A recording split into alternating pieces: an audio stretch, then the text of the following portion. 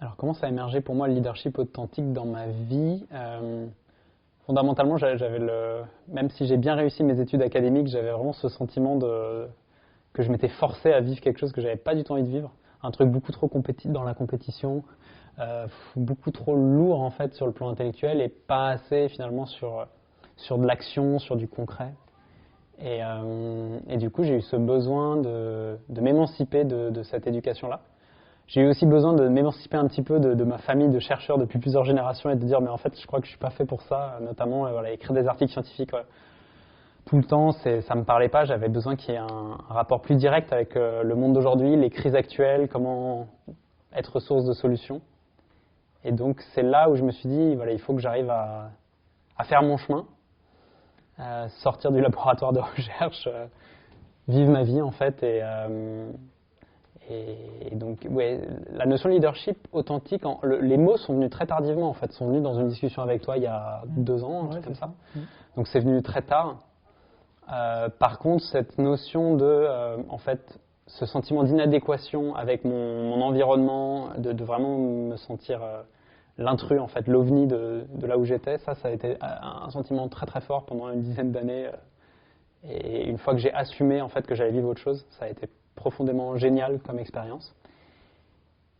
Et moi, ce qui m'a permis de faire le pas, en fait, de vraiment changer complètement de contexte, de passer d'un mode de recherche, voilà, savant fou dans son laboratoire, à un truc vraiment entrepreneurial où voilà, faut qu'il y ait de l'impact concret, que ça soit tangible, que les gens soient contents de ce qui se passe réellement. Et ben ça m'a demandé effectivement de maintenir un certain équilibre, une certaine stabilité psychologique et physique forte. Et donc c'est venu justement par tout un tas de recherches en fait, de méthodes de développement personnel, de méthodes de coaching, de méthodes de facilitation d'intelligence collective, de méthodes de yoga, de méthodes de méditation, etc. J'ai un peu exploré tout un tas de choses. Et une fois que j'ai trouvé ce qui fonctionnait pour moi, là j'ai tracé ma route. J'ai commencé à vraiment développer ce leadership authentique. Et finalement, oui, la frustration à un moment est venue de me dire, voilà, ça y est, quoi, pour moi, je sens que voilà, j'ai une sorte de boussole intérieure qui me dit ce que je suis censé faire et voilà, une sérénité qui me permet d'avancer en compréhension de ce que je fais et efficacement. Mais la frustration, c'était de voir que autour de moi, il y avait des questionnements, il y avait des gens qui étaient intéressés par ce que je faisais, il y avait des gens qui avaient envie justement de vivre un mode de vie peut-être plus épanoui, vivre sans stress, travailler avec les gens qu'on aime, enfin, toutes ces choses-là qui paraissent complètement naturelles et en même temps très éloignées pour beaucoup dans leur quotidien aujourd'hui. Et donc c'est mon incapacité à communiquer comment je faisais qui était frustrante en fait. Et donc c'est là où je me suis dit, prenons un peu de recul sur ce que j'ai fait. Et voyons s'il y a d'autres gens qui vivent la même chose que moi. Et c'est là où j'ai vu qu'à Pourgue, il y avait cet effort de vivre ça en collectif. Il n'y a pas une seule personne qui a ce leadership authentique. Il y a tout le monde qui peut développer. On met les conditions pour que chacun puisse développer ça. Et donc ça a été là où c'est devenu très intéressant d'échanger avec toi et de commencer à créer des formations pour un public qui justement ne va pas forcément être que des gens intéressés par les écovillages, mais aussi qui auront peut-être un bagage plus start-up, entreprise, donc un bagage plus en lien avec finalement mes clients à moi, quoi. Il y a, à un moment donné, donc déjà tout pareil, on a vécu des vies assez similaires, voilà. Et il y a quelque chose, une anecdote de vie que j'arrive pas mal à raccrocher à. J'ai bien aimé ta manière de résumer en fait fondamentalement c'est quoi le leadership authentique, qui est d'inverser le sens on va de l'être au faire plutôt que du faire à l'être. Et sachant qu'on a été beaucoup conditionnés dans nos vies, voilà, de faire plein de choses, par exemple de beaucoup travailler à l'école, et comme ça j'aurai des bonnes notes et je pourrai devenir quelqu'un. Et après, une fois qu'on a le diplôme, c'est bien travailler pour avoir un bon salaire, et puis après être en vacances et puis kiffer, quoi. Et c'est un peu ça le sens permanent dans lequel voilà, on a baigné. Je pense presque tous, hein, enfin, par quelques chanceux qui ont eu des parents et une éducation un peu différente. Et moi j'ai connu un processus justement de déséducation à ça, à un moment donné où donc moi j'avais vraiment tout bien suivi, voilà, j'avais fait le parcours académique École Centrale Paris, l'Université de Cornell, je me retrouvais à être consultant au Boston Consulting Group et puis à travailler pour des grands groupes. Et au bout de 2 ans à faire ça, vraiment c'est ce moment de...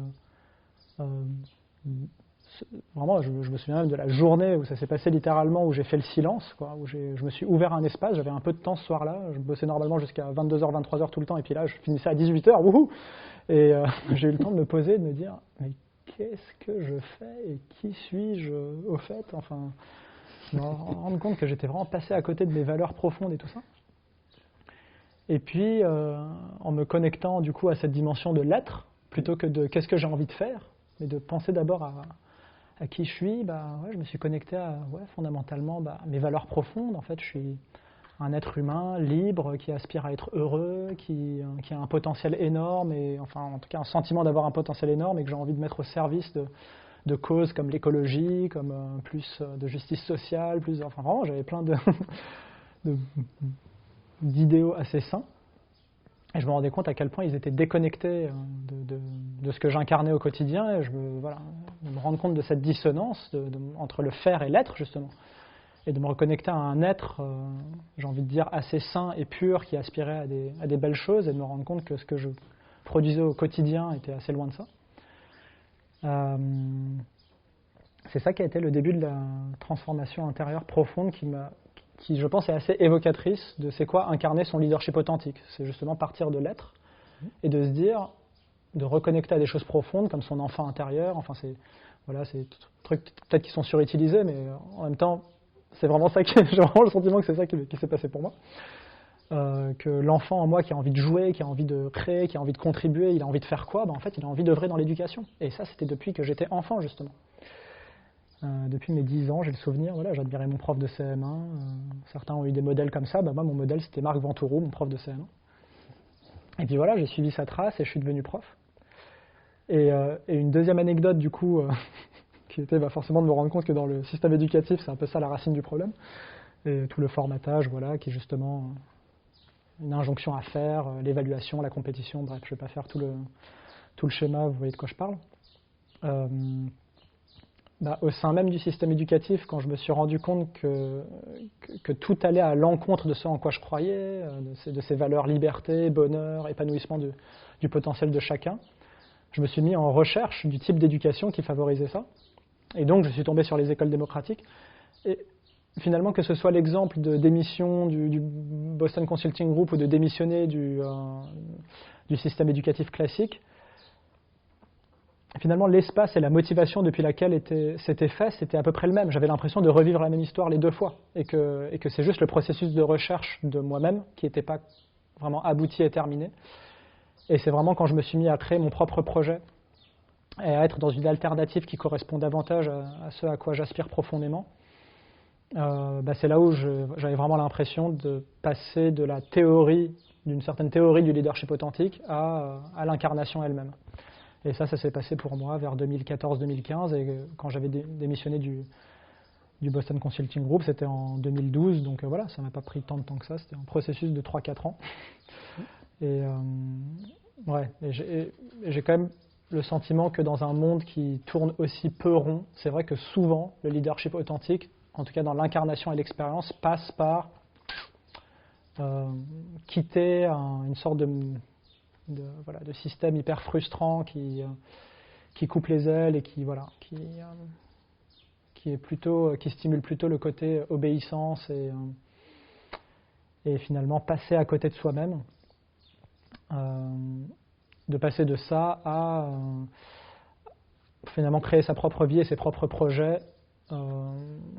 J'allais dire en marge, c'est mal vu cette expression, mais en tout cas, moi je me sens toujours connecté au système tel qu'il est, et je ne suis pas en refus et en contestation, mais c'est plutôt, je me rends compte que ce que je fais est tellement alternatif et assez radical, qui fait que moi, en tout cas pour ma part, je ne pouvais trouver mon leadership authentique qu'en dehors du système des grandes entreprises et en dehors du système du système éducatif massifié et standardisé. Je ne pouvais pas trouver mon leadership authentique à l'intérieur de ces systèmes, d'où le fait de les quitter, de créer ma propre activité en dehors. Et c'est aussi ça qui est intéressant, que même aujourd'hui dans les entreprises, finalement, toutes ces startups qui viennent disrupter voilà, l'écosystème, c'est qu'en fait, aujourd'hui, au sein même du monde de l'entreprise, on trouve finalement ces profils, un peu des profils similaires à toi, mais qui restent peut-être encore plus proches de la société. Et ces gens-là, il faut qu'ils s'assument, parce que si quelque part, à un moment donné, ils ne s'assument plus et ils finissent par coller aux standards d'une entreprise classique, en fait, il y a un turnover immense, les gens ne sont plus épanouis parce qu'ils ont attiré justement tout un tas de gens qui militaient pour des causes, qui avaient une dimension éthique très forte, une envie d'avoir des interactions humaines de qualité, qui n'est pas de la politique d'entreprise ou ce genre de choses. Et donc c'est aussi intéressant finalement, dans notre duo, justement, on a ce truc de créer l'alternative en dehors de la société, qui est plus l'aspect que toi tu as développé avec l'éco-village de Pourgues et l'école dynamique. Et puis moi qui est plus dans l'accompagnement d'entreprise, et du coup là, eux, ils sont pour le coup vraiment dans la société à fond. Ouais. Mais à un moment, ça leur demande quand même d'assumer et de conscientiser, tiens, mon leadership, c'était pas celui de Steve Jobs, ou voilà, celui qui va traditionnellement être, on va dire, enseigné quand on veut chercher à développer des compétences de leadership. Et c'est là où on se distingue quand même pas mal de nombreuses formations sur le leadership, où on n'est pas juste là pour développer des aptitudes, mais plus pour révéler ce qui est déjà en présence, mais qui doit être assumé. Et ça, ouais, nos parcours clairement l'illustrent. Assumer. Alors, on a eu la chance d'être validé un peu par le système, mais en même temps, en refus de ce système, et de dire, mais en fait, comment on peut se réapproprier ce que ça veut dire que le leadership, est-ce qu'on peut se réapproprier ce que ça veut dire que la réussite, est-ce qu'on peut se réapproprier ce que ça veut dire l'intelligence. Et vous au prochain épisode dans lequel on parlera donc là on a parlé un peu de notre passé, de comment ça a émergé tout ça, et là on aimerait plutôt parler du présent dans le prochain épisode, et puis un peu des prises de conscience, des révélations récentes qu'on a eues, et des incarnations et des choses qui sont passées récemment dans nos vies et qui sont des belles illustrations du leadership authentique. C'est ça.